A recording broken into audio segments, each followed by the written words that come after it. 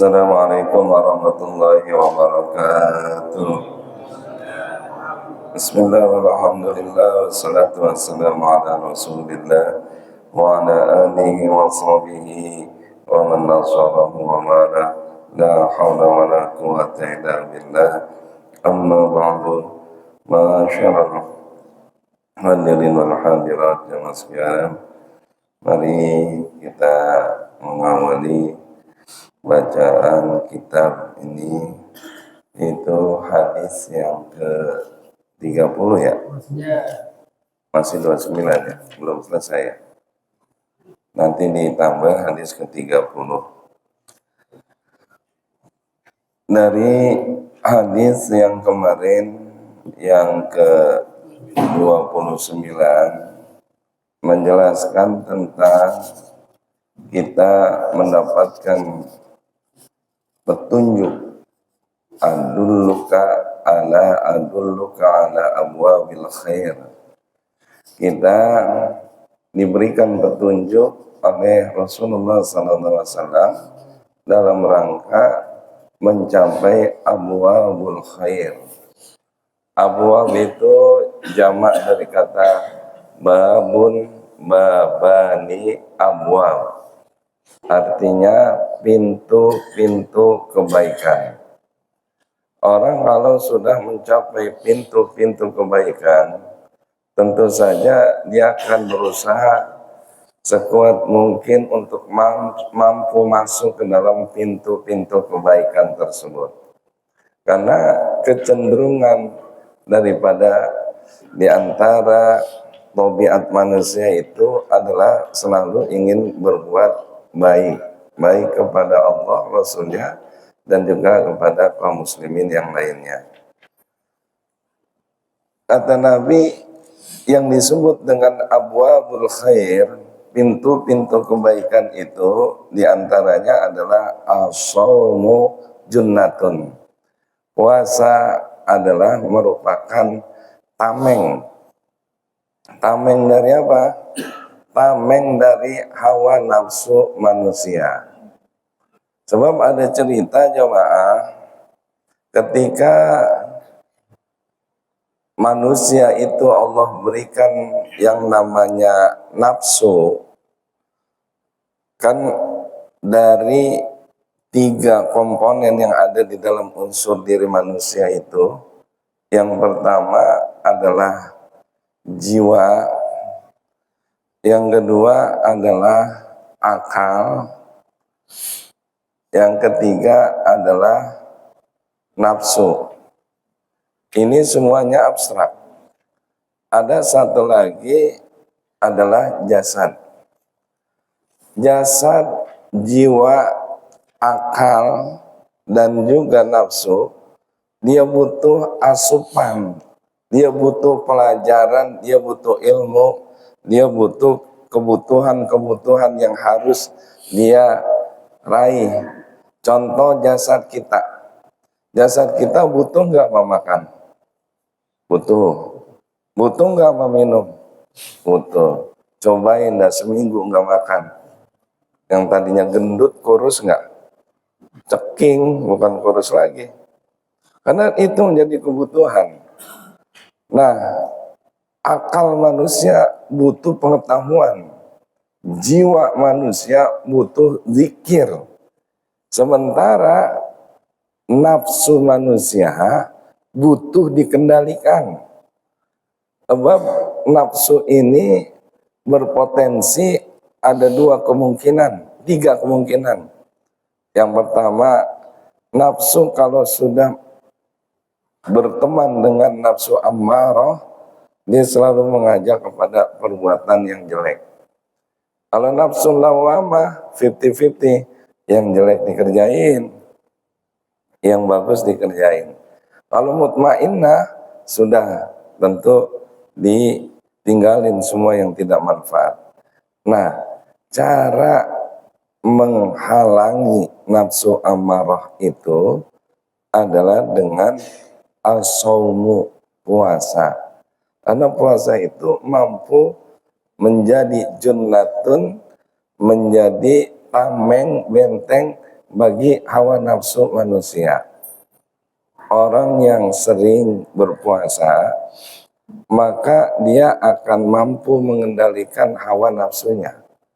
Tapi kalau orang jarang puasa, dia sangat sulit untuk menahan hawa nafsunya. Kalau orang udah rajin puasa, jangan kata makanan yang halal, jangan kata makanan yang haram, yang halal aja udah dijaga betul. Orang lagi puasa, tahu-tahu jam 12 siang makan. Padahal yang dimakan makanan yang halal, tapi dia jagain itu, nggak akan dia makan. Nah, begitu juga dalam unsur kemaksiatan. Orang kalau susah banget menghindari kemaksiatan, banyakin puasa. Maka ada hadis Nabi yang menjelaskan tentang anak muda, ya ma'syarus syabab, ini stata'tum minkumul ba'ah falyatajawaz.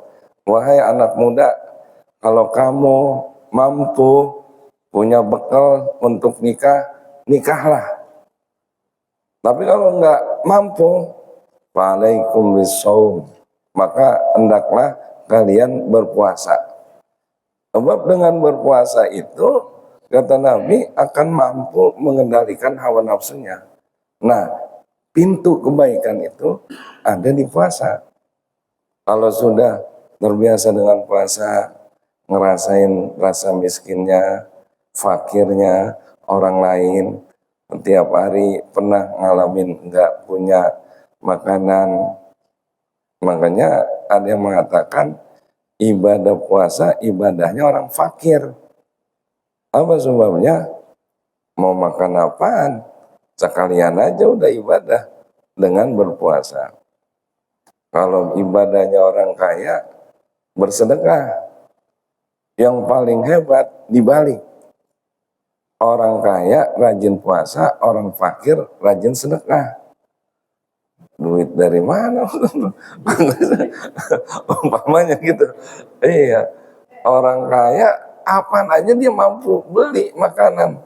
Apalagi zaman sekarang. Cuman di rumah mesen apaan aja ada. Pizza ada. Terus apa lagi? Hokben ada. Solaria ada. Yang lain-lain dah. Soto Betawi ada, soto Padang ada, gulai, wah udah macam-macam udah. Tinggal di rumah ada duitnya aja. Mesen duit kagak, dikejar-kejar sama GoFood ntar. Wasadaqatu tutfi'u qati'ata kama yutfi'ul ma'un nara. Yang namanya pintu kebaikan itu adalah sedekah. Tadi berdasarkan hadis ini, pintu kebaikan yang pertama adalah puasa. Yang kedua, pintu kebaikannya adalah sedekah. Sedekah itu bahasa sayanya itu segudang manfaat, segudang fadilah, segudang keuntungan. Karena dengan orang bersedekah akan banyak memberikan kesenangan bukan hanya pada orang lain, satu orang, bahkan kepada keluarganya. Makanya ulama-ulama dulu tuh sering mengatakan anfik ma fil jaib ya'tika ma fil ghaib. Berikan apa yang ada di kantong, nanti yang dari mana-mana bakalan datang ke kantong. Orang dulu saking menunjukkan rasa cinta, aslul mahabbah al hadiyah, tahabu tahadu. Asal seseorang dinyatakan cinta kepada seseorang, dia sering memberikan hadiah. Istri disayangin sama suami, selalu saja memberikan kejutan. Ayo mah kita makan di luar. Ayo pak, lah mama masak, ntar makannya di luar rumah. Itu bukan makan di luar. Iya.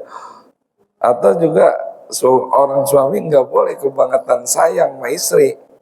Mau beliin ini sayang, mau beliin itu sayang. Kan kebangetan sayang namanya itu. Nggak boleh juga itu. Iya, sayang yang salah penempatan. Pokoknya orang kalau senang cinta kepada seseorang, aslul mahabbah al hadiah, dia sering memberikan hadiah kepada orang lain. Berkasih-kasihlah kamu dan salinglah engkau menukar-nukar hadiah. Nah, kalau orang Islam caranya memberikan hadiah itu dengan sedekah. Mau sedikit, mau banyak, mau ibaratnya berupa moral maupun material, semuanya harus digerakkan dengan niat sedekah. Kalau sudah kita punya keyakinan setiap hari harus bersedekah, itu namanya kita sudah mendapatkan abwabul khair. Keuntungan sedekah tudfi'ul khati'ah, mampu memadamkan kesalahan kita. Kita sering berbuat salah, kita sering juga sedekah. Kesalahan itu akan terhapus dengan sedekah kita. Dan sedekah itu juga bermanfaat buat orang yang meninggal dunia. Sebagaimana hadis Nabi, idza mata ibnu adama in qata'a amaluhu illa min salasin, di antaranya adalah shadaqatin jariyatin.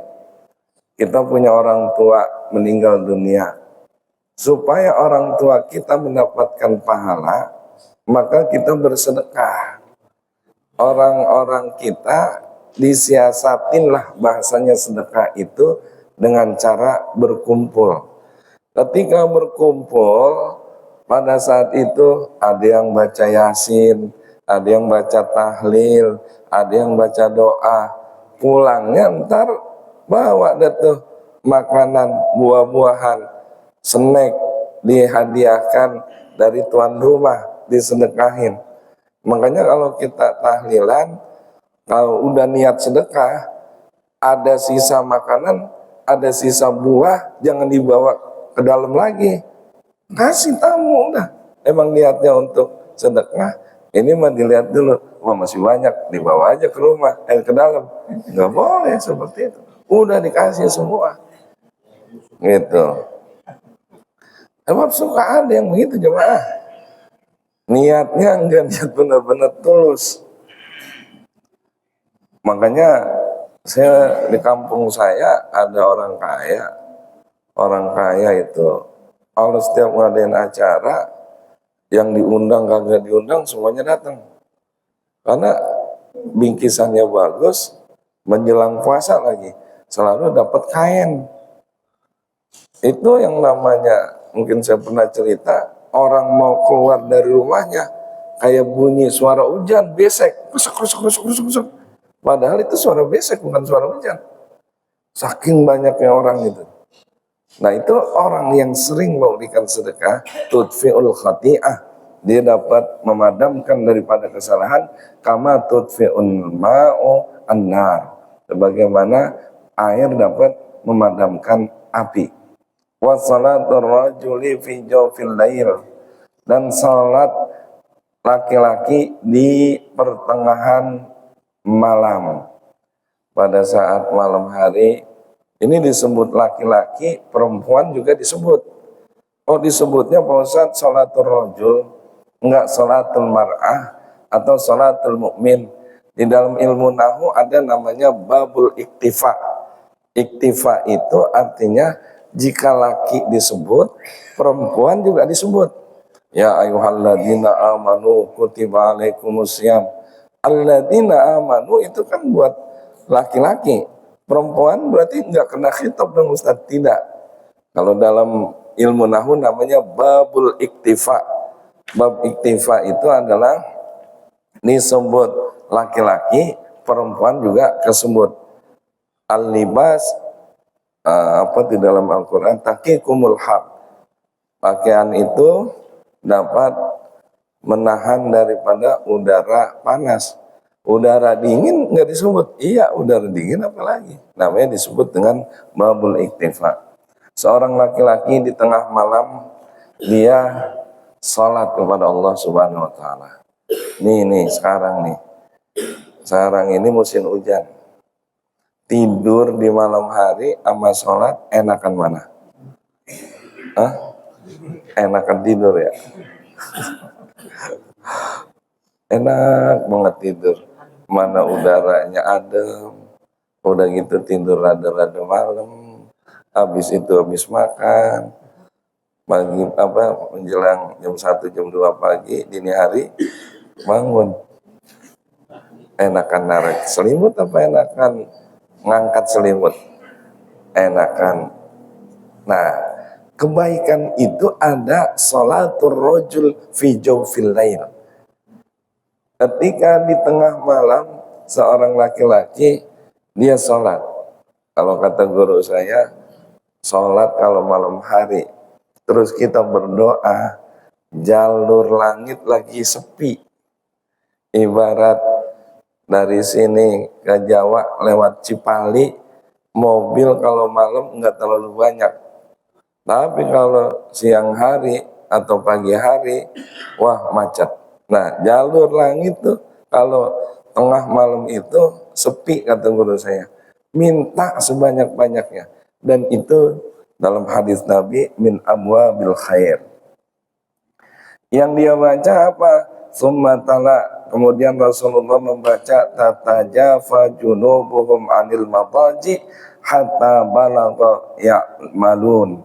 Kemudian Nabi memberikan perumpamaan tatajafa junubuhum, lambung-lambung mereka itu mereka jauhkan anil madaji, daripada tempat berbaring ataupun tempat tidur. Ayat ini menunjukkan bahwa di antara orang-orang yang mendapatkan kebaikan itu dia mampu tidak dikit-dikit di kamar, dikit-dikit di kasur, dikit-dikit tidur, ibadahnya tidak maksimal. Kemudian Rasulullah bersabda, Rasul amri al-islamu, pangkal segala urusan itu adalah Islam. Islam menjadi pangkal semua Rasul amr. Sebab orang berbuat baik, enggak beragama Islam, enggak diterima versi kitanya. Orang bersedekah, bukan orang Islam, sedekahnya tidak bisa diterima oleh Allah Subhanahu wa Ta'ala. Orang berkata-kata bertutur-tutur yang baik, lalu dia mendapatkan pahala dengan tutur kata itu. Kalau dia tidak Islam, dia tidak mendapatkan kebaikan saja yang dia dapat, tetapi pahala di sisi Allah tidak. Memang belakangan ada nih sekarang yang mengatakan bahwa jika ada orang beramal soleh, baik itu jenis laki-laki atau perempuan, ataupun beragama Islam atau tidak beragama Islam, maka semuanya diterima, dapat pahala di sisi Allah. Tapi bagi mayoritas ulama mengatakan enggak.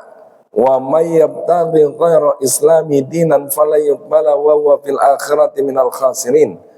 Orang yang mencari agama selain agama Islam, amal-amalnya enggak diterima, dan di akhirat dia termasuk orang-orang yang merugi. Maka jamaah sekalian, kalau kita satu sudah punya tiket, yaitu beragama Islam, bahasanya itu sudah menjadi Rasul amri, pangkal ataupun kepala dari sebuah urusan. Sejelek-jeleknya orang Islam, pada akhirnya dia bakalan masuk ke dalam surga. Meskipun diistilahkan ente Islamnya Islam KTP, lah emang apa? KTP-nya doang Islam, orangnya nggak ngamalin ajaran Islam. Ntar yang masuk surga KTP-nya doang. Enggak, orangnya juga bakalan masuk Islam nanti. Sebab apa? Dia punya tiket Rasul Amr namanya.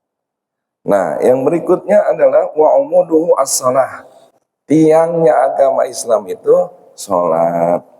Maka sholat diibaratkan as-salatu imaduddin. Sholat itu adalah tiang agama.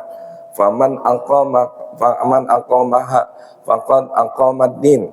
Siapa orang yang mendirikan sholat, maka dia seolah-olah mendirikan agama. Waman tarakaha faqad hadamad-din. Siapa orang yang ninggalin daripada Yang namanya sholat maka dia adalah meruntuhkan agama. Jamaah, sholat ini di dalam posisi agama Islam bagaikan tiang. Bagaikan tiang. Bangunan nggak ada tiangnya, jadi nggak tuh atapnya? Nggak jadi. Dan bangunan tiangnya itu merupakan pokok fondasi dari sebuah atap. Kalau tidak ada tiang, atap tidak akan terjadi. Islam itu tinggi. Kalau orang tidak meninggikan Islam dengan sholat, maka Islam itu tidak akan berkibar. Sholat itu berasa nikmat di saat orang-orang pada nggak sholat. Maksudnya bagaimana? Saya punya teman tinggal di daerah Amerika, atau dia atau juga di daerah Jepang tuh kalau ngeliat tayangan itu yang namanya kita pengen sholat Jumat Pak Ustadz, mana masjid jauh banget, itu pengen kita akhirnya kita bikin sama komunitas muslim kita. Itu kalau udah ketemu sambil sholat, itu nikmatnya luar biasa. Tapi kalau sholat di antara komunitas orang yang sholat, payah. Masjid gede, ya pekarangan luas, penuh nggak kira-kira? Kalau nggak Idul Fitri, Idul Adha, sama awal terawih, udah jarang aja udah. Sholat Jumat aja, kalau belum petugas ataupun panitia Jumat ngumumin belum pada datang, itu udah rata. Itu saya juga bingung itu. Mau masjid yang habis sholat Jumat ada Jumat berkahnya, nggak ada Jumat berkahnya sama. Tapi giliran Jumat berkahnya pada ngantri, belum dibagi udah ngantri. Nah sementara sholat, ya Allah, Insya Allah jamaah, itu merupakan tiang agama. Jangan sekali-kali ninggalin sholat. Sebab kalau orang ninggalin sholat itu bisa cepat dapat hukuman di dunia, bisa cepat dapat hukuman di akhirat. Di dunia nanti di kuburannya itu banyak siksaan yang didapat oleh orang-orang yang ninggalin sholat. Di akhirat yang diperiksa duluan adalah sholat kita. Maka ajarin anak-anak kita, cucu-cucu kita, orang yang berada di bawah hadonah atau perlindungan kita diajarin sholat. Kalau kecil-kecil udah setiap azan ngingetin orang tuanya, ayah, abi, ayo kita sholat, Masya Allah itu. Didikannya berhasil itu. Tapi kalau anaknya cuek, buah-buahnya cuek, udah repot deh tuh. Ntar kita yang kena itu jemaah, dosanya itu. Sebab seorang kepala keluarga, dia harus membawahi istrinya, anaknya, keluarganya, atau orang-orang yang ada di situ. Termasuk umpamanya pimpinan perusahaan, karyawan pada saat di situ, maka itu seperti itu menjadi tanggung jawabnya pimpinan. Ketika kita udah sampai, dia kagak mau sholat, urusan dia. Allahumma qad balagtu, ya Allah udah saya sampein, tapi dianya aja yang kagak mau.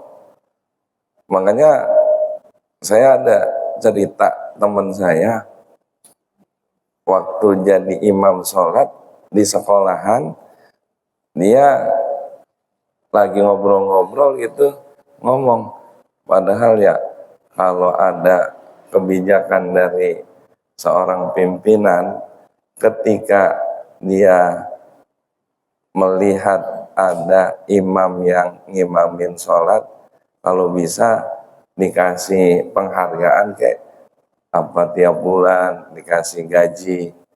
Terus ada yang nyeletuk, emang digajinya mau berapa duit? 1 rakaat dihitung berapa duit? Ya sewajarnya aja. Hitungannya jangan rakaat, ntar bisa sholat zuhur jadi 5 rakaat. Orang patungannya. Iya, sholat itu mau dibayar nggak dibayar, mau dikasih uang nggak dikasih uang, kalau kita benar-benar ikhlas itu pahalanya Masya Allah besar sekali. Dan itu yang dapat menyelamatkan kita. Bahasanya nih, bahasanya kalau kita nggak sholat sampai kapanpun dikejar supaya bayar yang namanya sholat. Maka kekhawatiran kita ketika ada orang meninggal dunia, dia meninggalkan sholat, kalau meninggalkan puasa kan ada bayar fidyah. Maka kekhawatiran orang yang meninggal dunia dan juga orang yang hidup dari keluarganya, ketika dia meninggalkan sholat, maka dia membayarkan fidyah. Padahal ulama dalam pendapatnya bertentangan, ada ikhtilaf, adakah orang yang meninggalkan sholat itu wajib bayar fidyah. Dalil-dalilnya dinyatakan tidak ada. Tapi dalam prakteknya ada yang mengkias, kalau puasa aja boleh diganti, sholat pun boleh diganti. Padahal sholat itu dalam pendapat yang lain nggak bisa diganti. Sekarang kita punya orang tua nih sakit, nggak baik-baik, atau kita punya guru, kita sebagai murid, guru kita sakit, maka pada saat itu dia meninggal, sampai ninggalin sholat, karena sudah tidak mungkin untuk sholat, maka walinya atau orang yang disuruh untuk melakukan qada sholat harus kerjain. Makanya syukur-syukur meninggal nggak pakai sakit lagi ya. Jangan juga ya. Syukur-syukur sakit ya Ustaz, cuman jangan lama-lama. Kagak enak juga. Intinya memang meninggal kagak enak. Tapi ketika husnul khotimah, enaknya luar biasa. Yang enak nggak punya utang sholat, meninggal lagi sholat. Tapi jangan sholat isya sekarang, jangan. Entar berapa tahun yang kena. Lalu Nabi mengatakan juga wadzir watu sanamihi al jihadu, dan puncak daripada tertingginya Rasul Amri itu adalah jihad fisabilillah, itu berperang di jalan Allah. Lalu Nabi mengatakan summa qala ala ukhbiruka bimilaki dzalika kullihi.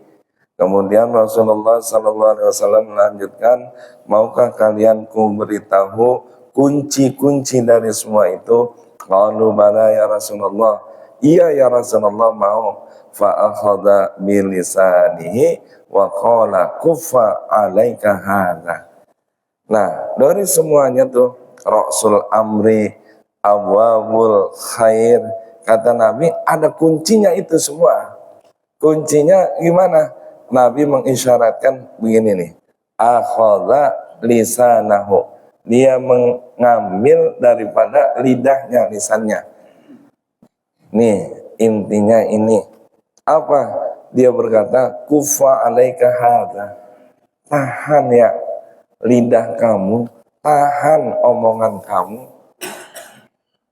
Tadi ada berita gara-gara main gontok-gontokan di semua daerah, gara-gara pemilihan sampai ada satu korban jatuh. Orang rata-rata dia akan merasa tersakiti yang paling mendalam ada pada posisi lidah. Pokoknya ada orang yang merasa tersakiti paling dalam itu ada pada posisi lidah. Entah karena fitnah, karena tuduhan, karena dibohongin. Ini kan suami-suami soleh semua ya, nggak pernah bohongin istrinya ya. Istri juga istri solehah semua kan ya, nggak pernah bohongin suaminya kan ya. Tapi andai kata pernah ngebohongin, itu yang namanya perempuan nggak bakalan lupa itu. Baik sih baik, habis dibohongin dibeliin emas, baik dia, tapi nggak bakalan hilang itu. Itu sebab tadi lidah, kata Nabi kufa alaika hadza. Qultu ya Nabi Allah, wa inna la mu'akhaduna bima natakallamu bihi faqala sakilatka ummuka wa hal yakubun nas bin nari ala wujuhim aw qala ala manakhirihim illa hasaidu alsinatihim. Lalu Nabi pun mengatakan setelah menunjuk daripada lidahnya disuruh tahan, apakah kita akan disiksa karena ucapan-ucapan kita? Beliau bersabda, celakalah, bukankah yang menjerumuskan manusia dalam api neraka dengan wajah tersungkur lebih dahulu adalah akibat lidah-lidah mereka. Maka ada kalimat dalam Al-Quran, al-fitnatu asyaddu minal qatli. Fitnah itu lebih kejam daripada pembunuhan. Fitnah itu ada pada lidah. Ghibah itu ada pada lidah. Namimah itu ada pada lidah. Namimah ngadu domba. Ghibah ngomongin orang. Fitnah menuduh orang padahal dia tidak melakukan itu. Itu ada semuanya di lidah. Maka dalam hadis yang lain Rasulullah bersabda, man kana yu'minu billahi wal yaumil akhir falyaqul khairan aw liyasmut. Siapa orang yang beriman kepada Allah dan hari akhir, maka hendaklah dia diam atau dia berkata yang baik atau dia diam. Semakin orang berkualitas, ngomongnya dikit. Tapi kalau orang tidak berkualitas, ngomongnya sabrek-abrek. Orang kampung saya bilang, omongannya kayak kaleng robeng. Kaleng robeng gimana? Bunyinya cempreng banget. Habisnya kalau nggak diomongin kagak roman-romannya inget nih Ustaz. Nah itu ada posisinya. Orang semakin alim, suara omongannya enggak banyak. Apa sebabnya? Man kasoro kalamuhu kasoro khata'uhu. Siapa orang yang banyak salahnya, banyak ngomongnya, pasti dia banyak salahnya. Waman kasoro atau kasoro saktuhu. Orang kalau banyak salahnya udah banyak keplesetnya udah. Siapa orang yang banyak keplesetnya, banyak salahnya, fannaru aula bihi. Neraka paling dulu buat orang tersebut. Nih kayak saya nih, bapak-bapak kan diam nih ya. Ibu-ibu diam, saya banyak ngomong. Banyakkan mana salahnya? Banyakkan yang ngomong. Itu bener San, yang ngomong, yang Ustaz omongin semua. Insya Allah benar. Ada kagak benernya enggak? Bisa jadi ada. Sebab al-kalam yahtamilus shawab wa yahtamilul khata. Yang sering orang nambahin rata-rata omongan, bener enggak? Titip salamnya sama bapak itu. Pak, dapat salam dari Pak itu. Bagaimana dia kabarnya? Wah, tadi dia ngomongin bapak itu. Padahal yang dititipin salam doang. Pakai ditambah-tambahin itu. Begitu juga ibu-ibu. Dititipin satu omongan yang berkembang akan banyak. Itu faktor omongan ya, Mas. Nah kata Nabi, banyak orang kegelincir gara-gara omongan. Ada orang digodain, lagi nggak mau digodain. Terjadi perkelahian. Itu disebabkan karena omongan. Mudah-mudahan lidah-lidah kita dipelihara oleh Allah Subhanahu wa taala. Amin ya rabbal alamin. Allahumma shalli ala sayyidina Muhammad wa ala ali sayyidina Muhammad. Rabbana la tuzigh qulubana ba'da idh hadaytana wa hab lana min ladunka rahmah innaka antal wahhab. Sallallahu ala Muhammadin alhamdulillahi rabbil alamin. Semoga bermanfaat bagi kita semuanya. Pada dengan rahmat dan majlis, subhanallahumma wa bihamdika, asyhadu an la ilaha illa anta astaghfiruka wa atubu ilaik. Wassalamualaikum warahmatullahi wabarakatuh.